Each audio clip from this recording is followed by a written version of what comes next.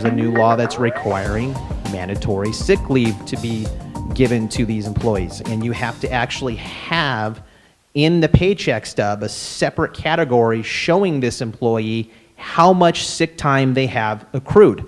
Make sure your staffing agencies are doing things like that down to the detail, because what this law is trying to make clear to you as the business owners is that if your staffing agencies don't do it, the state is going to allow these employees to look to you for recourse.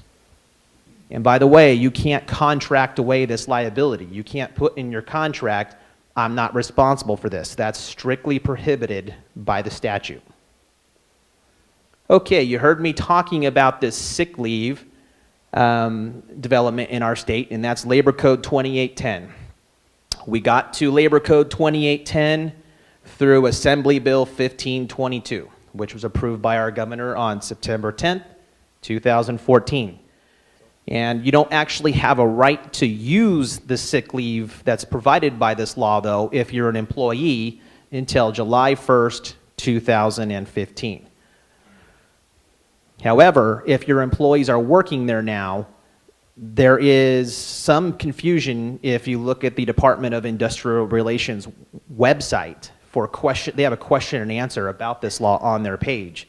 And it seems to be there's even some confusion there about whether employees are accruing their sick leave time now, or do they not begin to accrue it until July 1st, 2015. How much do you want to bet there's going to be a lawsuit soon over that? Some employee is going to file the first claim, and we'll find out how the courts are going to interpret this statute for us. So how does an employee qualify for the sick leave relief that's provided for by the statute?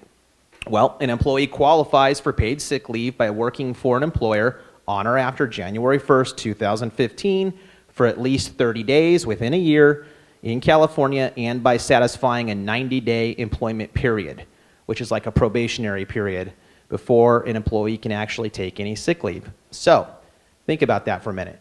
The employee only has to work 30 days a year to qualify for this. Now, there's a 90-day probationary period, so they can't just work for you for a day and then say, hey, I'm taking some days off because I'm sick, and you're going to pay for it. But they don't have to work there very much within the course of the year to qualify for some of the benefits that are required by this new law. Okay, so it applies to employees who work at least 30 days a year within a year, including part-time, per diem, and temporary employees. So the certain types of businesses are exempt from this. So, city employees. So I was talking to the city manager earlier and the mayor. You guys don't have to worry. Your employees aren't covered by this. But the rest of you in the group, hey, even if you have per diem or part-time, this applies as long as they're working that 30 days a year. They're accruing paid time off. What if a staffing agency is used? I was talking about this earlier.